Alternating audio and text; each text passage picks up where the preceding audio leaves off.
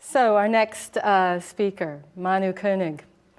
You probably remember when I first spoke earlier at the beginning of this section, we covered the definition of a civic startup. Manu Koenig exemplifies exactly the type of entrepreneur that we were talking about. Let's welcome him now to tell us about Civinomics and why the future of voting will be habit-forming. Sounds good. Manu, thank you. Okay, good luck. Is this on? All right, great. You hear me all right? Cool. All right, well, yes, this is me, Manu Koenig, founder and CEO of Civinomics. We are a startup based in Santa Cruz, California. Scrappy startup. We are still on angel funding a few years in. We've been developing an online voting and crowdsourcing platform for the last few years. Before that, I worked in ad networks, and I graduated from Stanford in 2007. Oh, laser pointer. Next. All right, great. So we're all here because we believe in voting. We believe that people's participation in our democracy is a good thing and that we will ultimately strengthen our society the more people vote. There's just one problem.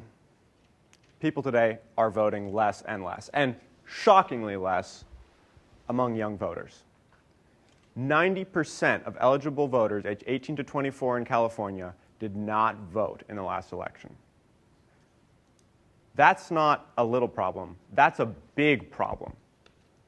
And let's take, for example, the girl here on the right, my friend Sarah Heidelberger. She graduated with a degree in veterinary medicine from UC Davis. She's 28, she's enthusiastic, opinionated, but she doesn't vote. Why not? Well, she gave 3 reasons. First is that she just has no faith that her vote is going to change anything. She doesn't believe we're voting on the right issues. Second, she doesn't believe that she has enough knowledge about the issues that are on the ballot to vote correctly, that the wording can be deceptive and she won't be able to make the right choice. And doesn't have enough time to make sure she makes the right choice. Third, there's the whole time and logistics element. Can she register to vote? Can she get to the voting booth? And can she cast her vote? So I'm proposing that in order to solve this radical problem, we need to start thinking about out-of-the-box solutions. So at Civinomics, we started with the faith question. How can we restore people's faith in democracy? And we started at the local level because while it takes 850,000 signatures to put an initiative on the ballot in California, it only takes 10,000 to do so in the county of Santa Cruz, where I'm from. Right? So it's about 10% of the voting population wherever you're at. And we started with the issue of water, because water is maybe the most important issue in California right now. Right? For those of you who don't know, we're heading into our 4th year of severe drought. Got a nice little bit of rain in December. It's been very warm, dry January. And in the city of Santa Cruz, the debate over what to do about water was incredibly partisan, for lack of a better word, very red-blue. It was desal or conservation, and nothing in between. And so we thought this is the perfect opportunity to crowdsource a range of different alternatives. So we did just that, working closely with the city, and we had over 50 detailed proposals from about 28 authors, and the number of options was incredible. Everything from using the existing aquifers as water storage, advanced membrane filtration of the heavy winter flows in the river. This came from people who work in the water department that somehow weren't able to have a voice in the political debate previously. And it honestly restored my own faith in the process, just seeing the variety of proposals. The problem was getting the public to vote on them. Because while everyone agreed that it was very important that we solve the city's water problems, they didn't have the knowledge, water is a pretty technical subject, or the time to engage in these 50 different proposals and evaluating them. So we got between 50 and 100 votes on each one of these 50 proposals. Granted, I think we could have winnowed it down a little bit more before we asked the public to engage, but still, that is not a success to me. So this forced us to start thinking about how we could reach people in their everyday lives so that the choice to vote was easier for them. And Nir Eyal, he's a guest lecturer at Stanford, has a book called Hooked. And he talks about how he's evaluated some of the latest technologies and applications that have come out. As we all know, we all are using a lot more smartphones and technology in our everyday lives. What makes these habit forming, right? So Nir has broken down the habit into 4 parts. The hook, he calls it, right? So the trigger, the action you take, the reward you get, and an investment in taking that action again. So in this case, the trigger might be that your phone vibrates in your pocket, you have an alert. The action you take is to check your phone, whatever the application might be. The reward you get is that now you're sort of complete again, right? The itch has been scratched, you don't have any more alerts, and the investment you make is some action that's going to bring you back to the app. Maybe you send a message to a friend, maybe you like something, maybe you sign up for an event, but you've increased the likelihood that that app's going to notify you to come back again. So we thought, how can we use this to get people to vote? Well, what triggers people? The news, right? I'm triggered when I'm sitting in my car in the morning. I listen to NPR, and I hear about all these world events, and I want to be part of the solution. And I'm ready to take action, but I don't have a way to right now.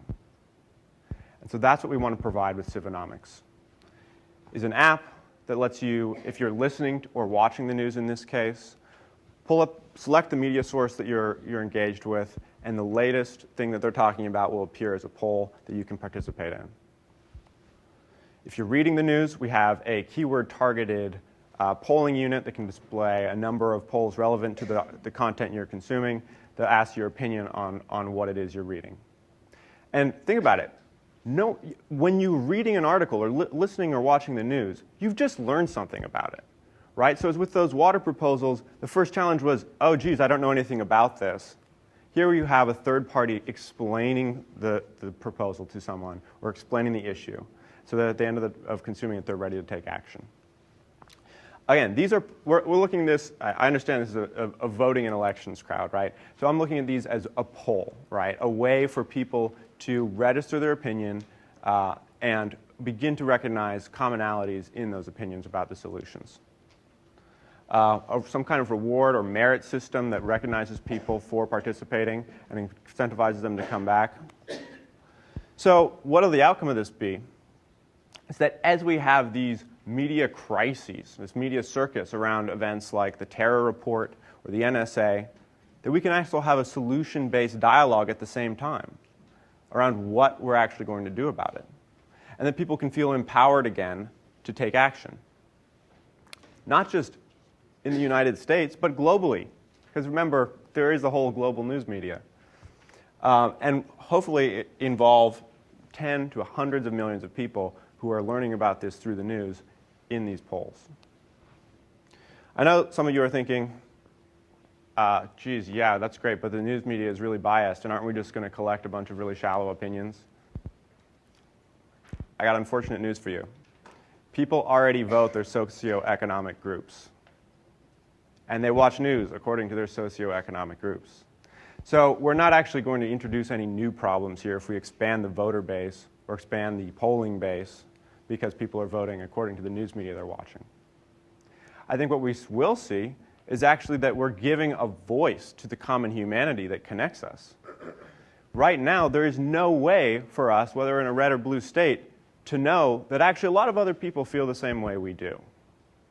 We are a victim or helpless to be told how we should feel from the news media.